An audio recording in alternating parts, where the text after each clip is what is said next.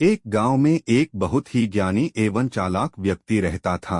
वह अपने बचपन के मित्र से मिलने दूसरे गांव जा रहा था। उसका मित्र बचपन से ही गूंगा व एक पैर से लंगड़ा था।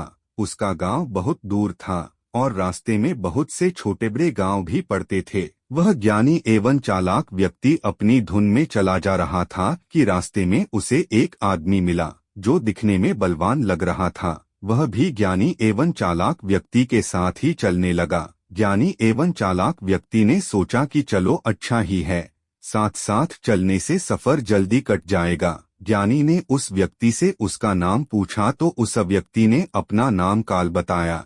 ज्ञानी एवं चालाक व्यक्ति को ये नाम बड़ा अजीब लगा, लेकिन उसने नाम के विषय में और कुछ नहीं कहा। दोनों धीरे धीरे चलते रहे। तभी सफर में एक गांव पड़ा। काल ने ज्ञानी से कहा, तुम आगे चलो, मुझे इस गांव में एक संदेश देना है, मैं तुमसे आगे मिलूंगा।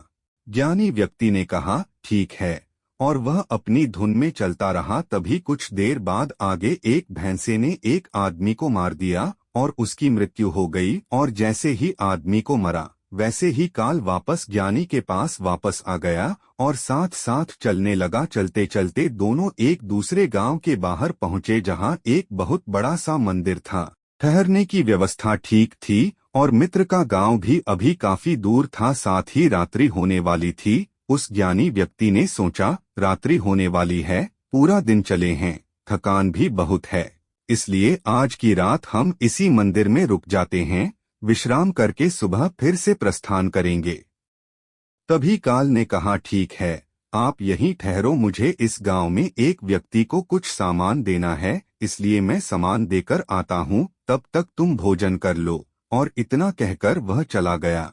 लेकिन उसके जाते ही कुछ देर बाद उस गांव से धुआं उठना शुरू हुआ और धीरे धीरे पूरे गांव में आग लग गई। ज्ञानी को आश्चर्य हुआ। उसने मन ही मन सोचा कि जहां भी ये काल जाता है वहां किसी न किसी तरह की हानि क्यों हो जाती है, जरूर कुछ तो बात है। काल रात्रि जब वापस आया तो उसने इस बात का कोई जिक्र नहीं किया। सुबह दोनों ने फिर से अपने मंजिल की ओर चलना शुरू कर दिया।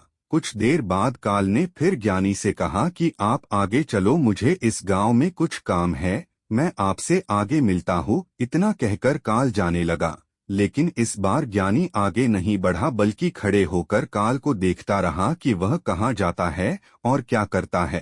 तभी लोगों की आवाजें सुनाई देने लगीं कि एक आदमी को सांप ने काट लिया है और उस व्यक्ति की मृत्यु हो गई।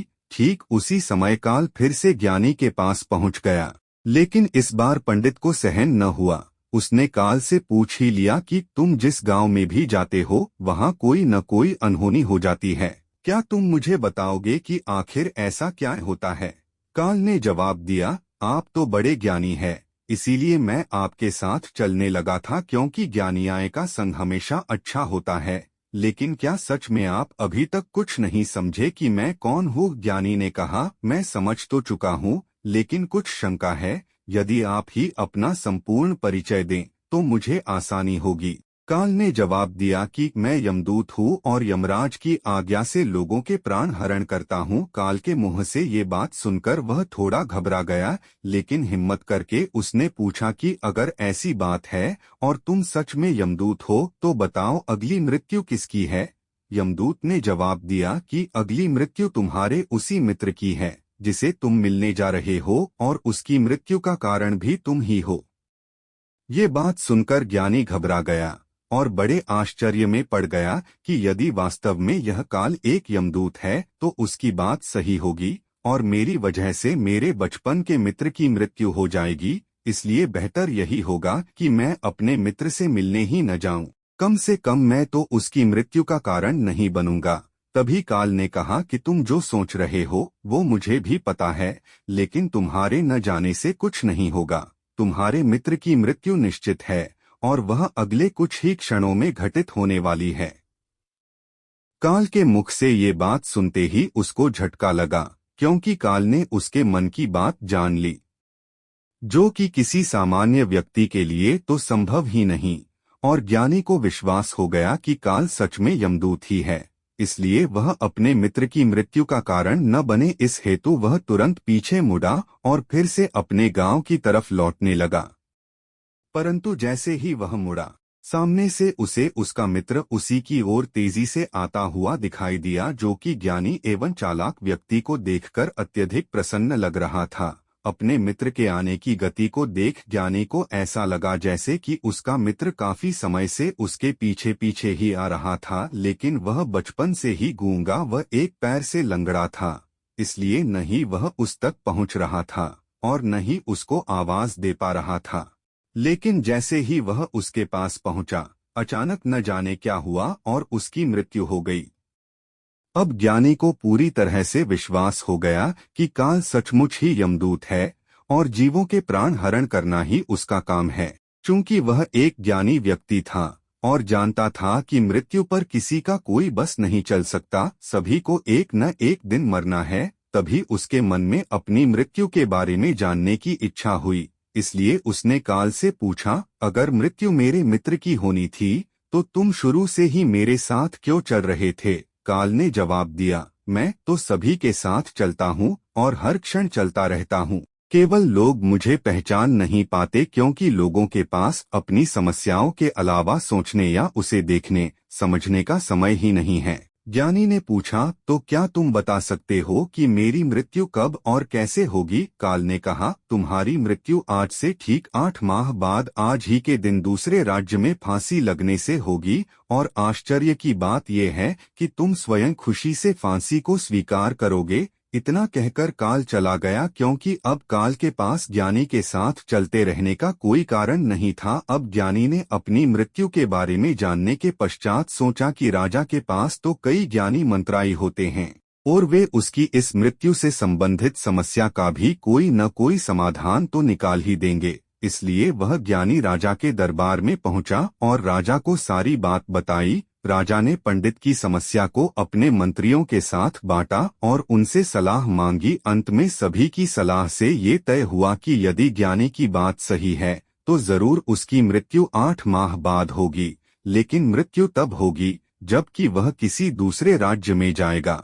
यदि वह किसी दूसरे राज्य में जाए ही न तो मृत्यु नहीं होगी। ये सलाह राजा को भी उचित लगी, इसलिए उसने ज्ञानी के लिए महल में ही रहने के लिए उचित व्यवस्था करवा दी। अब राजा की आज्ञा के बिना कोई भी व्यक्ति उस ज्ञानी से नहीं मिल सकता था, लेकिन स्वयं ज्ञानी कहीं भी आ जा सकता था ताकि उसे यह न लगे कि वह राजा की कैद में है।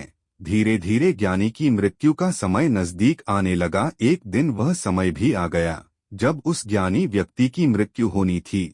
जिस दिन ज्ञानी की मृत्यु होनी थी उससे पिछली रात वह डर के मारे जल्दी सो गया, ताकि जल्दी से जल्दी वह रात और अगला दिन बीत जाए और उसकी मृत्यु टल जाए। लेकिन स्वयं ज्ञानी को नींद में चलने की बीमारी थी और इस बीमारी के बारे में वह स्वयं भी नहीं जानता था। इसलिए राजा से इस बीमारी का जिक्र करने अथवा इलाज करवाने का तो प्रश्न ही नहीं था। अब आधी रात हुई थी कि वह सोते सोते उठा और राजा के महल से निकलकर अस्तबल में आ गया।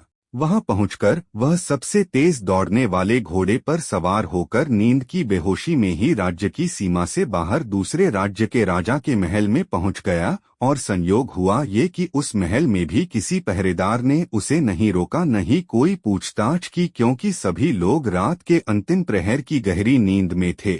वह सीधे राजा के शयन कक्ष में पहुंच गया, जहां रानी के साथ राजा सो रहा था। वहीं दूसरी ओर स्वयं ज्ञानी भी जाकर लेट गया।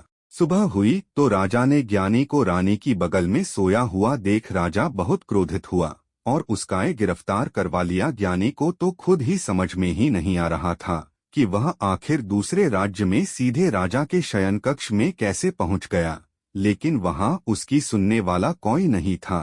राजा ने उसको राज दरबार में हाजिर करने का हुक्म दिया और कुछ समय बाद राजा का दरबार लगा, जहां राजा ने उसको देखा और देखते ही इतना क्रोधित हुआ कि फांसी पर चढ़ा दिए जाने का आदेश दे दिया। फांसी की सजा सुनकर वह कांप गया। फिर भी हिम्मत कर उसने राजा से कहा कि महाराज, मैं नहीं जानता कि मैं इस राज्य में कैसे पहुंचा। मैं ये भी नहीं जानता कि मैं आपके शयन कक्ष में कैसे आ गया और आपके राज्य के किसी भी पहरेदार ने मुझे रोका क्यों नहीं। लेकिन मैं इतना जानता हूँ कि आज मेरी मृत्यु होनी थी और होने जा रही है। राजा को ये बात समझ नहीं आई। उसने पूछा, तुम्हें कैसे पता कि आज तुम्हारी मृत्यु होनी थी? कहना क्या चाहते हो तुम? राजा के सवाल के जवाब में उसने पिछले 8 महीनों की पूरी कहानी बता दी और कहा कि महाराज, मेरा क्या, किसी भी सामान्य व्यक्ति का इतना साहस कैसे हो सकता है कि वह राजा की उपस्थिति में राजा के ही कक्ष में रानी के बगल में सो जाए? ये तो आत्महत्या ही होगी, और मैं दूसरे राज्य से इस राज्य में आत्महत्या करने क्यों आऊंगा? राजा को उसकी बात उचित लगी, लेकिन राजा ने सोचा कि शायद वह मृत्यु से बचने के लिए ही काल और अपनी मृत्यु की भविष्यवाणी का बहाना बना रहा है। इसलिए उसने कहा कि यदि तुम्हारी बात सत्य है और आज तुम्हारी मृत्यु का दिन है, तो तुम्हारी मृत्यु का कारण मैं नहीं बनूंगा, लेकिन यदि तुम झूठ कह रहे हो तो निश्चित ही आज तुम्हारी मृत्यु का दिन है। चूंकि पड़ोसी राज्य का राजा उसका मित्र था, इसलिए उसने तुरंत कुछ सिपाहियों के साथ दूसरे राज्य के राजा के पास पत्र भेजा और उस बात की सत्यता का प्रमाण मांगा। शाम तक भेजे गए सैनिक फिर से लौटे और उन्होंने आकर बताया कि महाराज, ज्ञानी जो कह रहा है वह सच है। कल रात राजा स्वयं इससे अंतिम बार इसके शयन कक्ष में मिले थे, और उसके बाद ये इस राज्य में कैसे पहुंच गया, इसकी जानकारी किसी को नहीं है।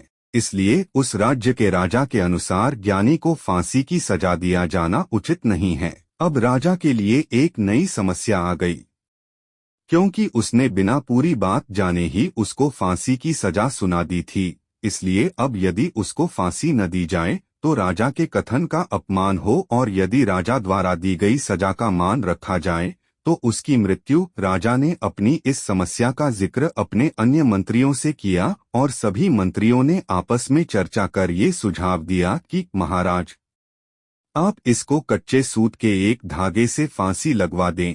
इससे आपके वचन का मान भी रहेगा और सूत के धागे से लगी फांसी से इसकी मृत्यु नहीं होगी, जिससे उसके प्राण भी बच जाएंगे। राजा को ये विचार सही लगा और उसने ऐसा ही आदेश सुनाया। ज्ञानी के लिए सूत के धागे का फांसी का फंदा बनाया गया और उसको फांसी पर चढ़ाया जाने लगा। सभी खुश थे कि न तो ज्ञानी मरेगा और न ही राजा का वचन झूठा पड़ेगा। ज्ञानी को भी विश्वास था कि सूत के धागे से तो उसकी मृत्यु नहीं होगी, इसलिए वह भी खुशी खुशी फांसी चढ़ने को तैयार था। लेकिन जैसे ही उसको फांसी दी गई, सूत का धागा तो टूट गया, लेकिन टूटने से पहले उसके गले की नस कट गई और उसकी मृत्यु हो गई।